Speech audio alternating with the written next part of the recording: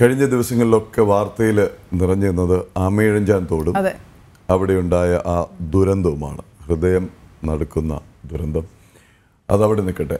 നമുക്ക് ഇതിൻ്റെ മറ്റു വശങ്ങൾ പരിശോധിക്കേണ്ടതുണ്ട്. ഇത് പെട്ടെന്നൊരു സുപ്രഭാതത്തിൽ ഉണ്ടായതല്ല. ഇത് ഒരു ദിവസം കുറേ മാലിന്യം വന്ന് അടിയുകയും അവിടെ ഈ ബ്ലെയിം ഗെയിം എന്നുള്ള സംഗതി ഇങ്ങനെ കണ്ട് മടുത്തു നിൽക്കുകയാണ്. ഉത്തരവാദിത്വത്തിൽ നിന്ന് എങ്ങനെ കൈ കഴുകാം എന്നതിൻ്റെ ഉത്തമ ഉദാഹരണമായി മാറുകയാണ് ജനപ്രതിനിധികൾ. MP, MLA മാർ, മന്ത്രിമാർ, നഗരസഭ, മേയർ നന്നായി വൃത്തിയായിട്ട് കൈ കഴുകുകയാണ്.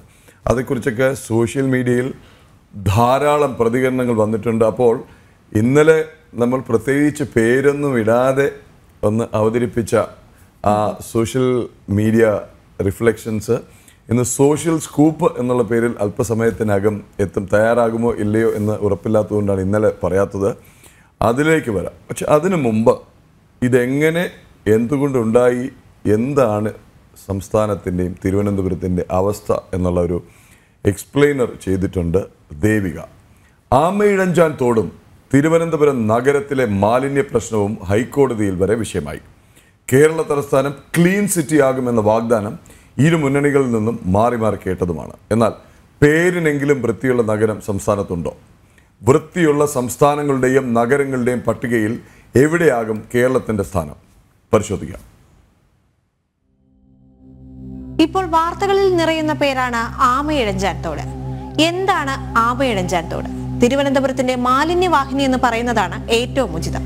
എത്ര ശുചിയാക്കിയാലും മാലിന്യമൊഴിയാത്ത തോട്ടിൽ വീണ് ഒരു ജീവൻ പൊലിഞ്ഞപ്പോൾ മാത്രമാണ് ആമയിഴഞ്ചാൻ തോട് വീണ്ടും ചർച്ചകളിൽ സജീവമാകുന്നത്.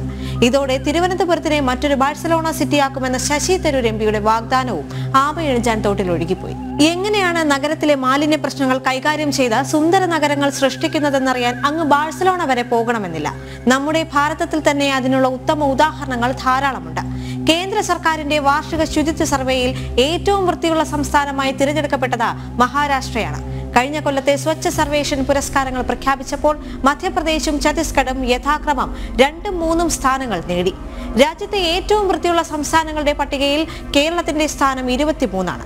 ഏറ്റവും വൃത്തിയുള്ള നഗരം എന്ന സ്ഥാനം വർഷങ്ങളായി മധ്യപ്രദേശിലെ ഇൻഡോറിന് സ്വന്തമാണ്. ഇൻഡോറിന്റെ മാലിന്യ സംസ്കരണ സംസ്കാരം മറ്റുള്ള സംസ്ഥാനങ്ങൾക്ക് മാതൃകയാക്കാവുന്നതാണ്. ഇൻഡോറിൽ പ്രതിദിനം 1900 ടണ്ണിലധികം നഗരമാലിന്യങ്ങൾ സംസ്കരിക്കുന്നു. ഇത് നഗരത്തിലെ ബസ്സുകൾക്ക് ഇന്ധനം നൽകാനും കോടിക്കണക്കിന് രൂപ നൽകാനും സഹായിക്കുന്നതായും മധ്യപ്രദേശ് സർക്കാർ ചൂണ്ടിക്കാട്ടുന്നുണ്ട്. മാലിന്യ സംസ്കരണത്തിലൂടെ സാമ്പത്തിക നേട്ടങ്ങൾ ഉണ്ടാക്കാനും ഇൻഡോറിനാകുന്നത് മികച്ച ഒരു നേട്ടമായി തന്നെ കാണാനാകും. വരണ്ടതും നനഞ്ഞതുമായ മാലിന്യങ്ങൾ തരംതിരിച്ചാണ് സ്വീകരിക്കുന്നത്. അതോടൊപ്പം തന്നെ മാലിന്യത്തെ 6 വ്യത്യസ്ത വിഭാഗങ്ങളായി വേർതിരിക്കും. 35 ലക്ഷം ജനങ്ങളുള്ള ഇൻഡോറിൽ ഓരോ ദിവസവും 700 ടൺ നനഞ്ഞ മാലിന്യവും 1200 ടൺ ഉണങ്ങിയ മാലിന്യവുമാണ് ഉണ്ടാകുന്നത്. എന്നിട്ടും നഗരം ചവറ്റുകുട്ടരഹിതമാണെന്നും എടുത്തു പറയേണ്ടതുണ്ട്. 850 വാഹനങ്ങൾ വീടുകളിൽ നിന്നും വ്യാപാര സ്ഥാപനങ്ങളിൽ നിന്നും മാലിന്യങ്ങൾ ശേഖരിച്ച് 6 വിഭാഗങ്ങളായി തരംതിരിച്ചാണ് മാലിന്യ സംസ്കരണം നടത്തുന്നത്. വിവിധ തരം മാലിന്യങ്ങൾക്കായി പ്രത്യേക അറകളുണ്ട്. മാലിന്യ ശേഖരണത്തിന്റെ പ്രാരംഭഘട്ടത്തിൽ ഇങ്ങനെ തരം തിരിക്കുന്ന മാലിന്യമാണ് സംസ്കരണം കാര്യക്ഷമമാകാൻ കാരണം. നഗരത്തിന്റെ മാലിന്യ സംസ്കരണത്തിന്റെ പൂർണ്ണ ഉത്തരവാദിത്തം ഇൻഡോർ മുനിസിപ്പൽ കോർപ്പറേഷന്റേതാണ്. ചരിത്രം പരിശോധിക്കുകയാണെങ്കിൽ ഏറ്റവും കൂടുതൽ പ്ലേഗ് രോഗികളുള്ള നഗരമെന്ന ദുഷ്പേര് സമ്പാദിച്ച സൂററ്റിന്റെ ഇന്നത്തെ അവസ്ഥ എന്താണെന്ന് അറിയട്ടെ. ഭാരതത്തിലെ ഏറ്റവും വൃത്തിയുള്ള 2ാമത്തെ നഗരം എന്ന പദവി ഗുജറാത്തിലെ സൂറത്തിനാണ്. തുണിത്തരങ്ങൾക്കും വജ്രങ്ങൾക്കും പേരുകേട്ട ഈ വാണിജ്യ നഗരം വർഷങ്ങളായി അതിവേഗ വികസനത്തിന് വിധേയമായിട്ടുണ്ട്. നഗരം വളരുമ്പോഴും ശുചിത്വം നിലനിർത്തുന്ന ചലനാത്മക മാറ്റങ്ങൾ മുനിസിപ്പൽ കോർപ്പറേഷൻ ഉറപ്പാക്കുന്നുണ്ട് എന്നതും ശ്രദ്ധേയമാണ്. ഏറ്റവും കൂടുതൽ വിദേശ സഞ്ചാരികൾ ഒഴുകിയെത്തുന്ന ദൈവത്തിന്റെ സ്വന്തം നാടായ കേരളത്തിന്റെ തിരുവനന്തപുരത്തിന് വിനോദസഞ്ചാരത്തിൽ ഏറെ പ്രാധാന്യമുണ്ടായിരുന്നു. ഏറ്റവും വൃത്തിയുള്ള സംസ്ഥാനത്തിലെ നഗരം എന്ന വിളിപ്പേര് തലസ്ഥാനത്തിന് നഷ്ടമായിട്ട് കാലം കുറേയായി. ഇടത് സർക്കാർ അധികാരമേറ്റതിനു ശേഷം നഗരസഭയുടെ ശുചീകരണ പ്രവർത്തനങ്ങൾ അവതാളത്തിലായി എന്ന ആക്ഷേപം ഉയരുന്നതിനിടെയാണ് ആമയിഴഞ്ചാൻ തോട്ടിലുണ്ടായ അതിദാരുണ സംഭവം. ഈ ഒരു സംഭവത്തോടെ തിരുവനന്തപുരം നഗരസഭയുടെ കെടുകാര്യസ്ഥത നാട് മുഴുവൻ സംസാര വിഷയമാവുകയാണ്. തോട്ടിൽ മനുഷ്യവിസർജ്യം മുതൽ ശസ്ത്രക്രിയ ചെയ്തു മാറ്റിയ ശരീരഭാഗങ്ങൾ വരെ ഒഴുക്കിവിടുന്നുണ്ട്. പ്ലാസ്റ്റിക് അടക്കമുള്ള അജൈവ മാലിന്യം തോടിന്റെ ഒഴുക്കിനെ പോലും തടഞ്ഞു നിർത്തുന്നുണ്ട്.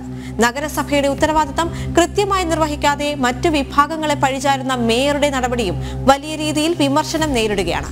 ഒരു ചാറ്റൽ മഴ പെയ്താൽ തലസ്ഥാനം വെള്ളത്തിനടിയിലാകുന്നതിനും നഗരസഭയ്ക്കെതിരായ ജനരോഷം ചെറുതല്ല.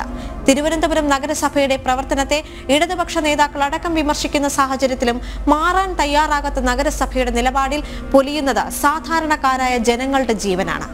ഇന്ന് ജോയി ആണെങ്കിൽ നാളെ ആരെന്ന ആശങ്കയിലാണ് കേരള സമൂഹം. ഇങ്ങനെ എന്തൊക്കെ പറഞ്ഞിരിക്കുന്നു, ആരൊക്കെ പറഞ്ഞിരിക്കുന്നു, ഇതെങ്കിലും കേൾക്കുമോ? ആ ചെവികളിൽ കേട്ടതായി ഭാവിക്കുമോ? അതൊരു ദുരന്തമുണ്ടാകുമ്പോൾ ഉള്ള പഴിചാരൽ കളി. ഒരു ഭാഗത്ത് പഴിചാരലും മറ്റ് പ്രകടനങ്ങളെക്കുറിച്ച് ഞാൻ പറയുന്നില്ല, അത് ജനങ്ങൾ പ്രതികരിച്ചിട്ടുണ്ട്. തീർച്ചയായും ജനങ്ങൾ തിരിച്ചറിയുന്നുണ്ട് എന്നുള്ളതാണ്. കാരണം ഈ നേരത്തെ നമ്മൾ തുടക്കത്തിൽ പറഞ്ഞ പോലെ തന്നെ സമൂഹ മാധ്യമങ്ങളിൽ ഇതേക്കുറിച്ചുള്ള വാർത്തകൾ നിറയുന്നത്, അതിൽ താഴെ കമന്റുകൾ നിറയുന്നതിൽ നിന്നും അങ്ങനെ തന്നെ വേണം മനസ്സിലാക്കാൻ. അതുപോലെ തന്നെ നിതിനോട് ഒരു കാര്യം പറയണം. അക്ഷയ, ഇന്നലെ നമ്മൾ സിറ്റി ഓഫ് ഷെയിം എന്ന പേരിൽ ഒരു ഹാഷ്ടാഗ് പുറത്തിറക്കിയിരുന്നു.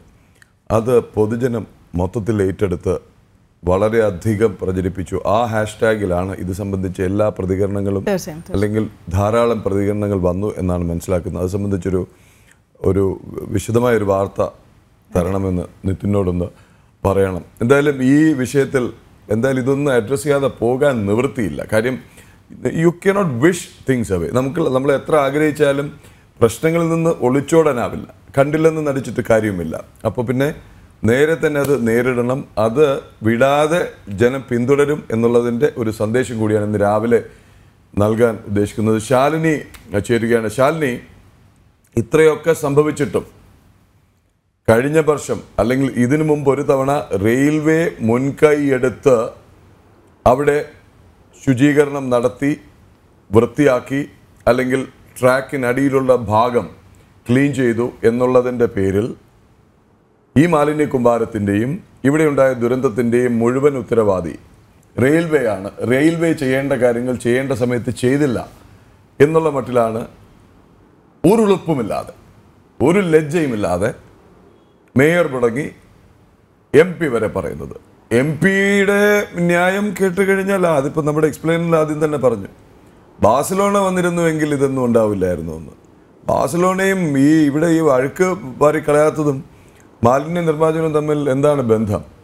സിസ്റ്റർ സിറ്റി എന്നൊക്കെ പറഞ്ഞ് അദ്ദേഹം ഒരു വലിയ പദ്ധതി കൊണ്ടുവന്നു, നഗര പദ്ധതി. എന്നാലും അതൊക്കെ എവിടെ എത്തി എന്നുള്ളത് വലിയൊരു ചോദ്യം. അത് അവിടെ എന്താണ്, എന്തെങ്കിലും പ്രതികരണം ഉണ്ടോ സർക്കാരിന്റെ അധികൃതരുടെയും ഭാഗത്തു നിന്ന്? ഞങ്ങളെ അല്ല അവരോട് ചോദിക്കൂ എന്നുള്ളതിനപ്പുറത്തേക്ക് ഈ പ്രശ്നം നേരിടാൻ, ഇതിനി ഉണ്ടാവാതിരിക്കാൻ, ഇനിയൊരു ജോയ് ഉണ്ടാവാതിരിക്കാൻ എന്തെങ്കിലും നടപടി പ്രഖ്യാപനമെങ്കിലും ഉണ്ടോ?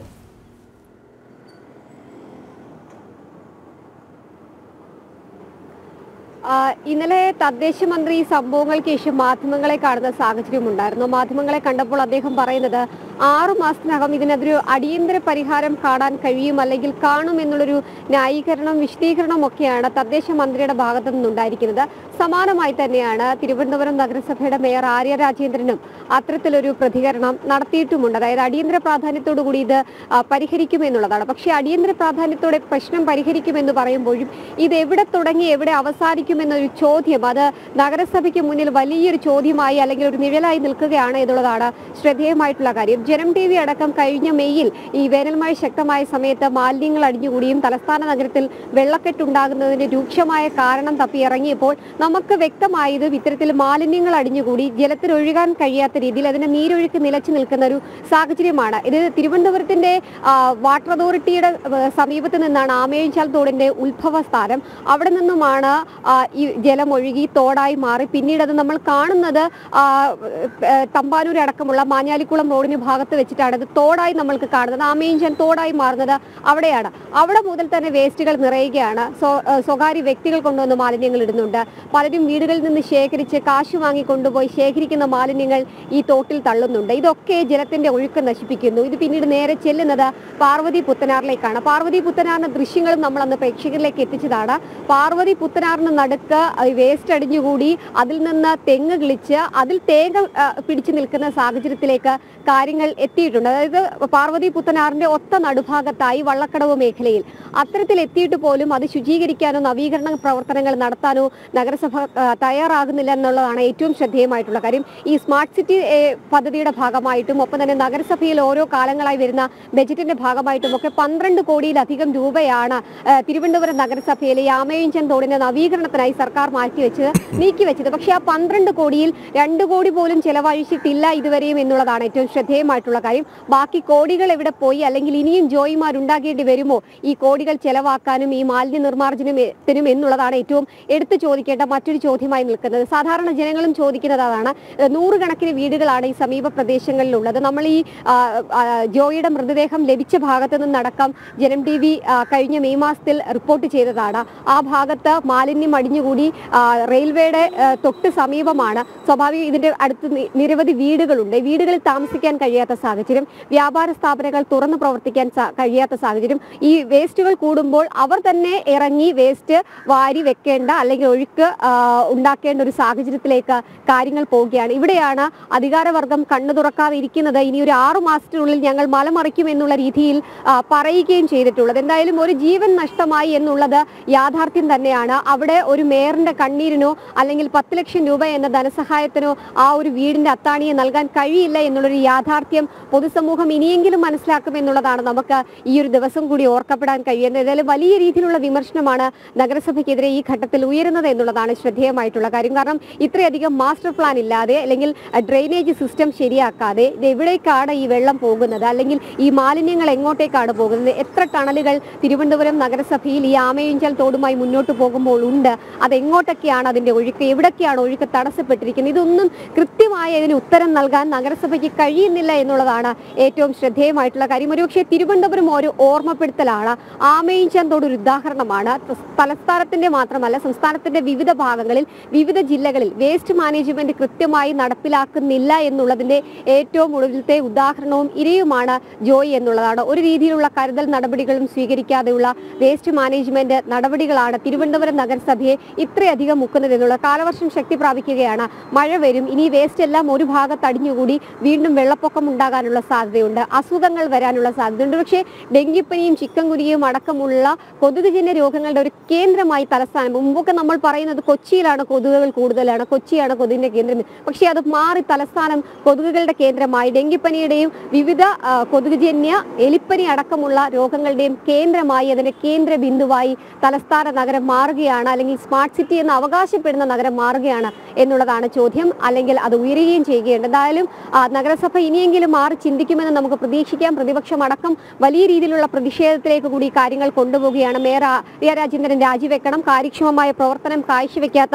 മേയർ ആ സ്ഥാനത്ത് തുടരുന്നതിൽ അർത്ഥമില്ല എന്നുള്ള വിമർശനം ഈ ഘട്ടത്തിൽ ഉയരുകയും ചെയ്യുന്നുണ്ട്. ഈ സാഹചര്യത്തിൽ തന്നെയാണ് കൂടുതൽ പ്രതിഷേധങ്ങൾ നഗരസഭയിലേക്ക് എത്താൻ പോകുന്നത്. ഇന്നും നഗരസഭയിലേക്ക് പ്രതിഷേധ മാർച്ചടക്കം നടത്തുന്നുണ്ട്. യൂത്ത് കോൺഗ്രസിന്റെ പ്രതിഷേധ മാർച്ച് നഗരസഭയുടെ കെടുകാര്യസ്ഥത കൊണ്ട് ഇനി എത്ര ജീവൻ ഈ നാട്ടിൽ പൊലിയണം എന്നുള്ളൊരു ചോദ്യം ഉയർത്തിക്കൊണ്ട് നഗരസഭയിലേക്ക് മാർച്ച് നടത്തുകയാണ്. എന്തായാലും ആ മാർച്ചിനെ പോലീസിനെ ഉപയോഗിച്ച് അടിച്ചമർത്താൻ പറ്റുമെങ്കിലും എത്രത്തോളം ഈ പ്രശ്നം പരിഹരിക്കാൻ കഴിയുമെന്നുള്ളതിൽ കൃത്യമായൊരു ഉത്തരം നൽകാൻ നഗരസഭയ്ക്കോ മേയർക്കോ അല്ലെങ്കിൽ MP അടക്കമുള്ള പ്രതികരിച്ചവർക്കോ കഴിയുന്നില്ല എന്നുള്ളതാണ്. അത് സൂചിപ്പിച്ചതുപോലെ ഇരട്ട നഗരവും സ്മാർട്ട് സിറ്റിയും ബാഴ്സലോണയൊക്കെ ആകാൻ പോകുമ്പോൾ ഏറ്റവും അടിസ്ഥാനമായിട്ടുള്ള ചില കാര്യങ്ങളുണ്ട്. ആ കാര്യങ്ങൾ ചെയ്യാതെ നഗരം ഒരിക്കലും വികസിക്കില്ല എന്നുള്ളതിന്റെ ഉദാഹരണമാണ് നമ്മൾ തിരുവനന്തപുരത്ത് കഴിഞ്ഞ കുറച്ച് നാളുകളായി കണ്ടുകൊണ്ടുമിരിക്കുന്നത്. പ്രദീപ്, എന്തായാലും നമുക്ക് നോക്കാം. 6 മാസം കൊണ്ട് എന്തെങ്കിലുമൊക്കെ ചെയ്യാമെന്ന് ഇപ്പൊ തന്നെ തദ്ദേശ മന്ത്രി പറഞ്ഞിട്ടുണ്ട്. ഇപ്പോൾ 6 മാസത്തേക്ക് ഇനി ഒന്നും ചോദിക്കേണ്ട. മന്ത്രിയുടെ വാക്ക് പക്ഷേ ജനങ്ങൾ ആരും മറക്കില്ല എന്നതുകൂടി ഓർമ്മിച്ചു കൊള്ളട്ടെ. കാരണം ഇതിനു മുൻപ് മറ്റൊരു മന്ത്രിയുടെ ഒരു വാക്ക് നമ്മൾ മറന്നിട്ടില്ല, പ്രത്യേകിച്ച് തലസ്ഥാന നിവാസികൾ. കാരണം വിദ്യാഭ്യാസ മന്ത്രിയുടെ വാക്കായിരുന്നു അത്, വി ശിവൻകുട്ടിയുടെ. അദ്ദേഹം പറഞ്ഞിരുന്നത് സ്മാർട്ട് സിറ്റി ആക്കാനുള്ള ഒരു സമയ പരിധി അദ്ദേഹം പറഞ്ഞിരുന്നു. പക്ഷെ ആ ദിവസം വരെ നമ്മൾ ക്ഷമയോടെ കാത്തിരുന്നു. ആ ദിവസം വന്നിട്ട് സ്മാർട്ടായി കണ്ടില്ല, ഇപ്പോഴും ആയിട്ടില്ല.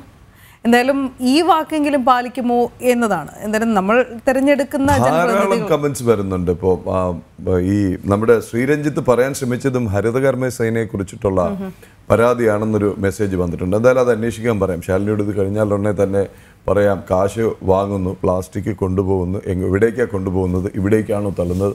എന്തായാലും നല്ലൊരു ദിവസമായിട്ട് ഇതിലേക്ക് കൂടുതൽ പോകുന്നില്ല. പക്ഷേ ഒറ്റക്കാര്യം മാത്രം, ജനൻ ടി വിയുടെ ടീം ഇതിന് പിന്നാലെ തന്നെ ഉണ്ടാകും എന്ന് എത്രയും ബഹുമാനപ്പെട്ട മേയറെയും MLA മാരെയും മന്ത്രിമാരെയും പിന്നെ നമ്മുടെ ബാഴ്സലോണ MP യെയും ഒക്കെ ഓർമ്മിപ്പിക്കുന്നു.